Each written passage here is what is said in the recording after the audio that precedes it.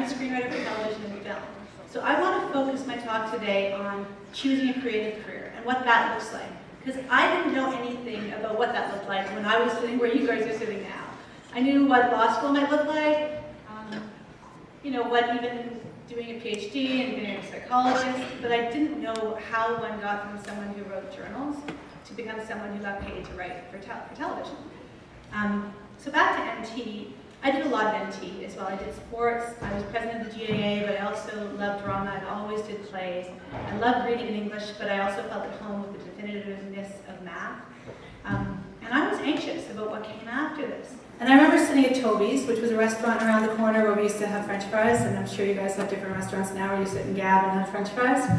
And having a girlfriend who was a drama friend go on and on about how she was going to follow her dream and become an actress, and she was going to go to Ryerson for that, which was not a university then, and just give everything to her dream. And I really appreciated her courage, but I didn't feel the same way. And it made me really anxious because I didn't know, I knew I loved acting and I knew I wanted to be an actress, but I also felt like my education wasn't over. I didn't feel like everything I learned here was going to be it. And I also had all those different things that I loved. So I started to feel unwell there at Toby's, and I probably had a panic attack, which I probably didn't know was a panic attack for about 30 years. But it was that intense. So I understand how the intensity of what you're going through now can be disheartening. But as Allison just said, in fear comes growth. And through fear, you have to make really hard choices and notice what you're really good at and notice what you really love and follow those things. And when you follow those things, the opportunities that you need to keep going will present themselves. So work hard. That's my first big, if I did have a PowerPoint, it would say work hard. Whatever it is you love to do, get really good at it. Work really hard so that when the door opens, you can jump through it and be really good at it. So where I went to Huron College at Western. I made a lot of friends there, but some old friends were there as well. My friend Maureen Oxley, and we founded the Huron College Dramatic Society, so she could direct and I could act. And by the time we left in fourth year, it had a whole life of its own, and I was acting in plays that people who were directing them didn't even know I had founded the society. And that was really exciting to see you start, our little idea of starting something turned into this whole big organization. And be honest, and in my last year there, I finally faced the fact that I didn't want to go into law or be a professor. I wanted to go into drama and I wanted to be an actress. So be honest about what makes you happy and follow it. So I took a year off, I worked that film festival and I traveled. And I came back at another big decision, which was, do I do an MFA, which means you just train to be that kind of artist? An MFA in acting means you do a lot of acting or directing or visual arts. Or did I got into an MA program at Northwestern University, which had this great theater department. So there I went, and I took acting, but I also took directing, and I took writing, and I learned how to adapt literature for the stage. And that was like a light bulb going off in my head. Everything else involved a learning curve. Adapting literature for the stage just came. It just, that's all I can really describe it as. I could just hear it. I could just hear how the script should be. And that, I feel, says that there's a natural talent there. Everyone in this room has natural talents. You all can do things just as a gift. And the thing with natural talent is there's two things really. One, you need to be grateful for it because it is a gift. You had nothing to do it. You didn't do anything to earn it. You know people in your lives who are really good at something and who just take it for granted and you go, oh, I wish I could just pick up a guitar and play the guitar. I do wish I could just pick up a guitar and play the guitar. But that's someone else's natural talent. Mine happens to be writing. And when you have that natural talent, then you need to learn how to do whatever it is you're going to do. Because screenwriting, what I do, involves writing talent, but it's a whole lot of craft. There's a whole lot of structure, and there's a whole science around it that maybe my math brain took to. But you need to do the two things together. So after Western, after Northwestern, I moved to Vancouver for love. I'm going to focus on some of the points in my life where I wasn't entirely successful, because I think you guys are going to have a long journey, and some things are going to be great, and some things aren't going to be that great. And the lessons from the times of the things that are not great are the best lessons. It's hard. I was in Vancouver. I had left Chicago, which had this amazing theater world, and I knew no one in Vancouver, and no one knew me, and no one knew anything I could do. So I was starting at zero again. And by the time my relationship imploded 2 years later, I had directed a bunch of plays, I had acted in some plays, I had an agent, I was auditioning for commercials, but all of that was hard fought and hard won, and I wasn't exactly making a living at it. And I came back to Toronto for Christmas, and my old friend from North Toronto, John Kalangas, was directing this sketch comedy troupe, and they needed a girl, and he thought I'd be perfect for it.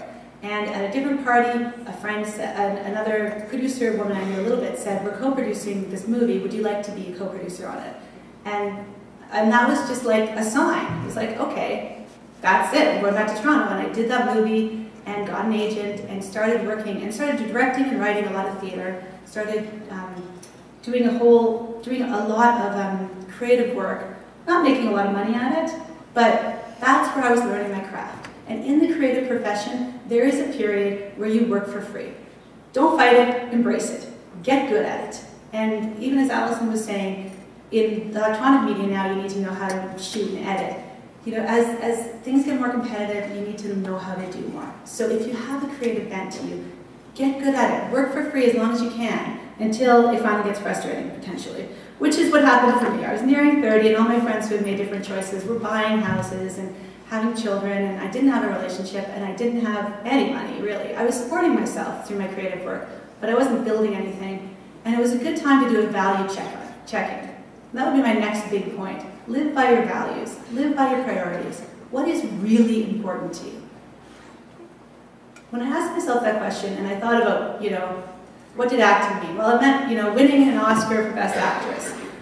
Did I want that more than I wanted a family? No. That just seemed like icing on the cake. For me, the cake was always going to be having a family and hopefully getting paid to be creative, being fulfilled by a creative life. And once I could kind of free myself from this, okay, I have to be an actress moment, everything opened up. All the people I knew in theater who were buying homes had gone to the Canadian Film Centre for TV writing and were writing for Canadian television. So I applied to the Film Centre. I had to write something called a spec script. A spec script means you write a show that's already on television. Like if you were writing a half-hour show, you might write How I Met Your Mother or Modern Family. You're writing a show that you actually know, and you're trying to sound like they do. You're trying to show somebody that you can sound just like the people who are making that show. And this will be hard to imagine, but there was no Netflix, and there was no, you couldn't get whole seasons of television in 2002. So the only one I could get was Sex and the City, the only two I could get, and Sopranos, and I felt like I was more suited to Sex and the City. So I inhaled 4 seasons of it, and then wrote 10 pages, got some notes from a friend I knew who was working in the business, changed a lot of things, took a lot of criticism, and wrote a script. And doors began to open. I showed it to a few people and got some good feedback, and then I was very scared, but I showed it to a friend who writes for sitcoms. He is a negative, sarcastic, and hilarious person. And if any of you are really negative, sarcastic, and hilarious people, you might find a career writing for sitcom television. And I was scared, I braced myself for his input. And he came back with, I think it's the best script I've ever read. It's not only going to get you into the Film Centre, it's going to get you work. I say this not to brag, I tell you this to show, after all that time working for free and doing so many things and never having a door like that fly open, but having to pound on every door, a door flew open, and I jumped through it. And I went to the Film Centre, and the day I finished the Film Centre, I got a job writing for Train 48. And after Train 48, I got a job writing for Godivas, and now I write, and that just started a career for me. And it just, again, another one of those big bullet points would be walk the path. You're going to see the signs that point to what's right for you. And what's right for you isn't going to be what's right for your friends, or your parents, or your siblings. It's going to be what's right for you. And you are the only one who can recognize that. And that's scary because you have to tell your parents, you know what, I'm not going to be a banker. I'm going to make art. And they love to hear that. But you know what's right for you. And you're the only one who does. So then once you do get, the signs for me couldn't be clearer that this was the right path. So my other advice for that would be once you get into something like this, make yourself invaluable. Not just useful, make yourself invaluable. Know the show better than anyone, know the history, know the dynamics of the room. I was lucky because I came from the theater and Train 48 involved actors improvising. I had a whole world of actors I could pull on who I knew could do great things. So suddenly I was invaluable as a casting person as well as a writer. And then there's one last thing to a creative career, and that's the notes. We call them notes. It's a very innocuous sounding word for something that we all hate. But what that means is if I'm writing a show for a network, the network has the final say. So I can write my heart's desire and pour it out on the page, and they can say, we like it, only we don't think she should be, we think she should be a man, and we don't think they should be married, this is brother and sister. which, as you imagine, would involve a lot of changes, going back to your original idea and changing everything. But if the network is paying me to write that show, the network has that decision, and that's the job, is when you're getting paid to do something creative, is taking the notes and taking that crazy note and going, how can I put this into my script and still keep the essence of my script that they liked enough to buy in the first place? But you have to find a way to do it. And that's the craft, that's the work. Living a creative life is fulfilling, if that's your bent.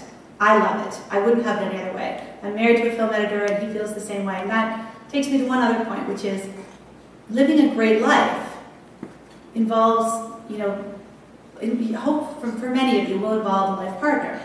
And they say, I don't know who they are, but some of them do, they say that who you choose to spend your life with will have more impact on your personal happiness than any other decision. I find that very true. I met my husband 2 weeks before I finished at the CFC. Everything happened at once. We were married a year and a half later and had our first kid a year and a half after that. And so it all happened for me at once on the surface, but every play I did for free, every audition, every script I read and gave notes on, everything I produced, everything I wrote that didn't get produced, everything I wrote and didn't get a grant for, all of that stuff feeds my work and got me onto my path and led me to where I am today. And when I had my legal show, I have a series in development called Sisters-in-Law at CBC. It used to be in Development Global. And when I created it and I was ready to pitch it, who did I end up pitching to? But Rachel Nelson, who was a drama exec at Global, who was a year behind me in North Toronto. So NT never really goes away. And I'm sorry about that. But nothing really goes away. So thank you very much.